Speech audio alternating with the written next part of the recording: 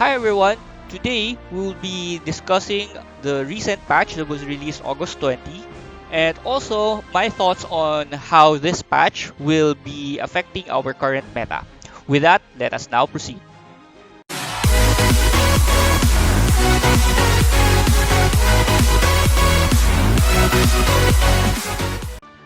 Okay, so we are now in the patch notes. We will first discuss the good news. One of the good news, every players will get 1,000 crystals as compensation for the update, for the maintenance, right? 1,000 is a very welcome compensation gift for everyone.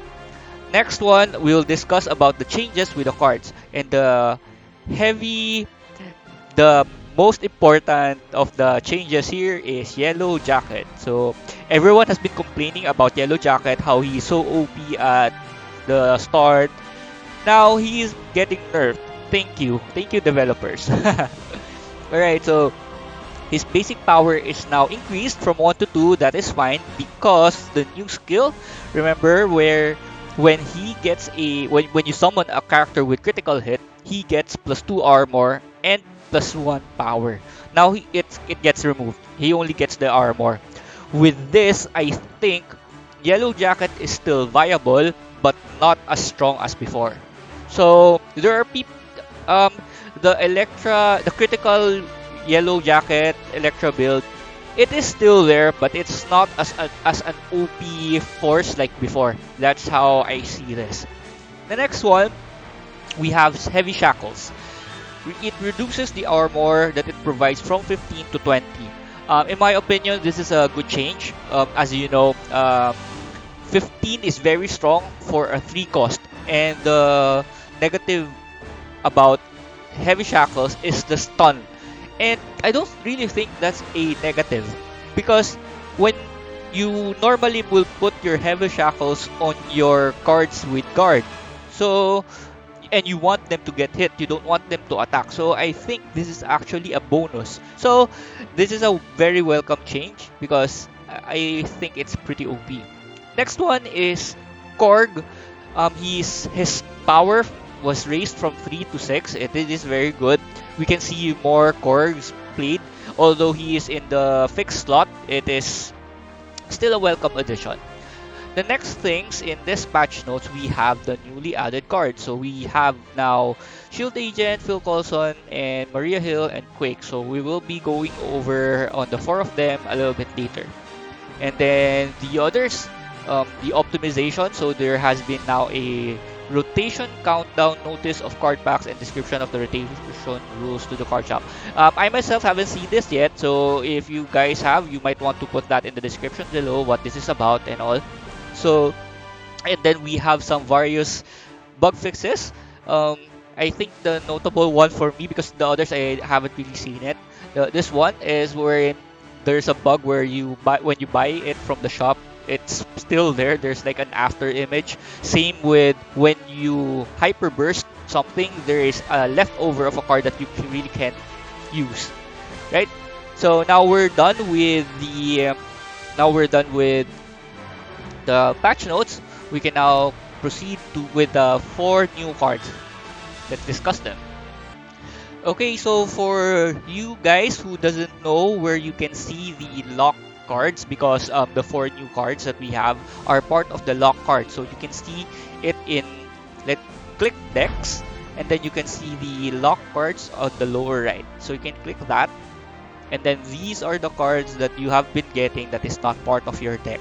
So there are some new players who's asking, why am I keep getting cards that is not in my deck? So what those are. All right. So let's discuss the 4 new cards. First, Shield Agent. He's a 2 cost with no skill. That doesn't matter. Why? He has 4 power compared to the other 2 cost cards. Normally they are only at a roughly around 3 power, 2 power, and this is a welcome addition. Not so bad, not strong either, but it's there. Next one is we have Phil Coulson. He has a 4 power for 3 cost and 10 shield, 10 armor. This is actually very strong. Imagine when you get 2 two of this, he's already what, 20 shield and 8 armor. And combine this with, let's say, um, get Wasp or any card that gives him guard, right? Very strong unit. Next one is Maria Hill, also a strong unit. Even if she has no skill, a vanilla card. Where can you see a 3 cost card with 9 power, right? These are very strong cards. Um, if you notice, these are probably some of the power creep, if you can call it that, because as the game goes, most likely we will see more of these cards that are getting more powerful and such. Hopefully not so bad, because we don't want power creep to destroy the game. The next one is we have Quake. She's also very strong. She's a 3 cost with a critical hit of 7 power. The other is, remember, we have Deathbird. She's a 2 cost with 3 power and critical hit. For just 1 cost, you get 7. A very strong card. Now, what does this all mean? Okay, with that, let us start discussing the current meta and how I think the meta will shift. Okay, guys, so for my thoughts regarding the meta shift that will happen because of this new patch, first, we know that YJ is nerfed. That's very good. At least we hoping that we can get more variety of decks now in the ladder, especially in the high rank, because you're seeing just one deck, basically like 90%. So this is one way of getting rid of that. Number two, the biggest meta shifter here are the 4 new cards that we have gotten. As you know, one of them is 2 cost card, and the other 3 are 3 cost. With this, they are an added clog in the shop, so it is harder to get the pieces that you want. This means those people who rely on staying at level 2 shop or level 3 shop, their strategy will not work as well as before. It can still work, but not that effective. That's my opinion. But I've played a few games and I tried this strategy. Like 80% of them I lost because I couldn't really get the pieces that I need. So with this, I think where the meta is going is really good, because we are now, it's like we're having a new meta. And the meta is still not yet defined because of the new change, and that's the nice thing. Other people or you, one of my viewers, might be the new meta definer, right? So we're still racing to find out what is the most effective way to do this. But before that, I want to discuss first the how we are getting the cards in the shop, because I think there's a lot of people and are still confused.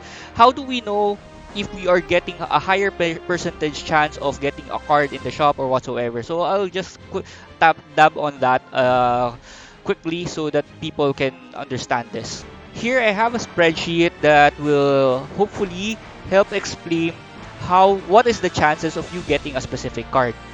As you can see here, I have placed the deck 1, 2, 3, and neutral cards, where each of them you will be putting 2 cards. So we're just talking about, let's say you're stuck at level 2 shop. So we will first count how many unique cards that are 2 cost in the pool. So that is 2 per each deck, 2 more for neutral, and then we have the locked cards that I have listed here. So we have up until the shield agent, that is new. So we have 5 cards here. With this, I have totaled them already. We have 13 unique cards. It means that the chances of you getting, because we have 3 cards in our shop that is available every time we refresh it or every new round, we have 23% chance of getting the specific card you want every round. So that is how it is being computed. It is not based on the number of cards you put in your deck. Let's say This is the Electra. Let's say this is no Electra's not too cost. Oh, let's Spider One. Let's say this is Spider Woman. If I put 4 here, it doesn't really raise the chance of getting her. It just it is still the same 23.08% chance. The only way for this card to increase its chance to be the rate increase is if you have completely depleted one unique card. Let us say in your deck 2, you bought this card. Now it is empty. So your draw pool will now only consist of 12 cards.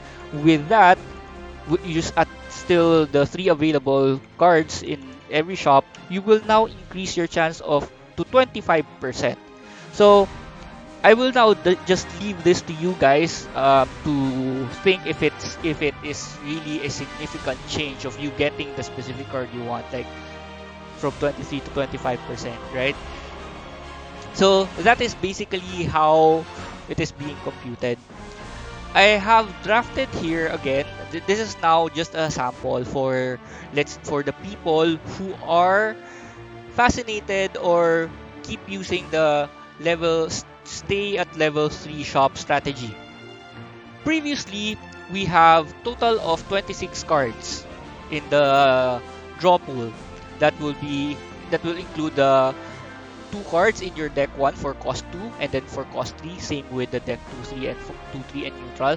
And then now we have the lock cards, which we have 3 new cards: Colson, Maria Hill, and Quake.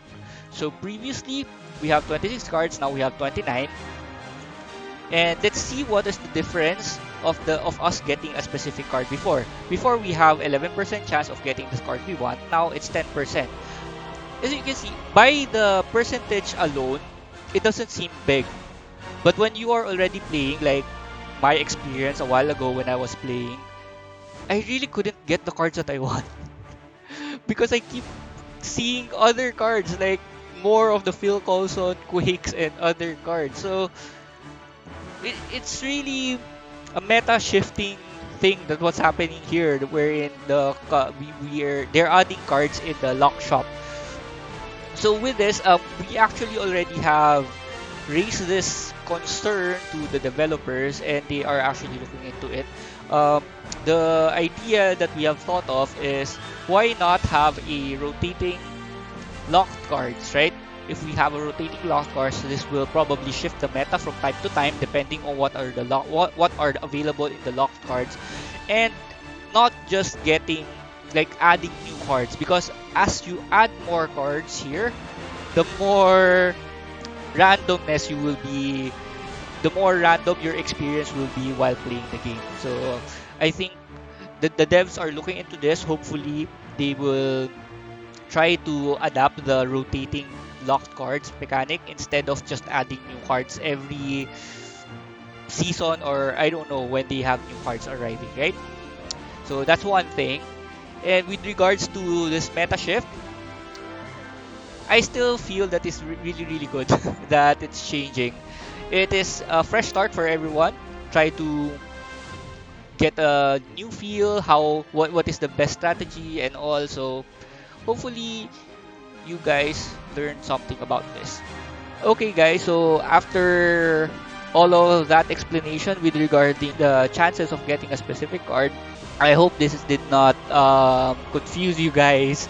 Let us get back to the meta. I think the new meta will be, to be honest, I really don't know. Because as I've said, with the 4 new cards, the meta is actually shifting a bit. The staying at level 3 will not be very viable anymore. It remains to be seen. We will wait until more days, because how many? We only have like a day of play testing as of the moment since the new patch arrived.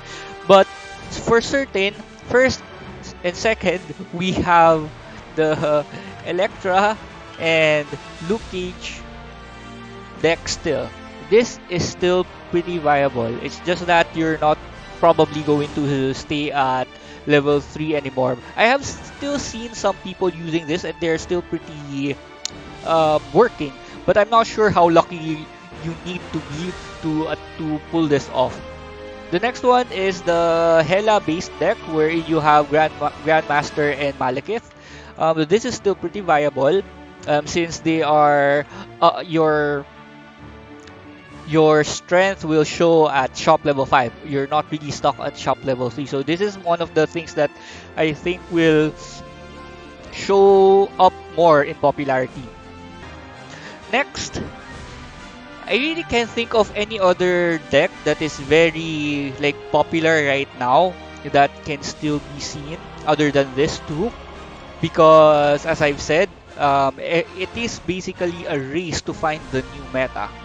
The four new cards that had been dropped is a big meta shifter.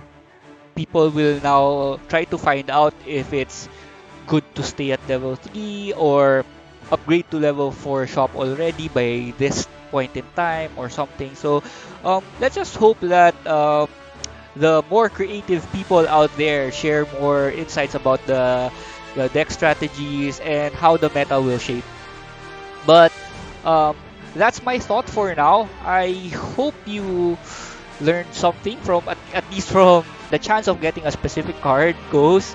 And let's see how the meta will shift in the next few days. All right, so that's it for me today. I'll thank you for watching, and I will see you in the next video.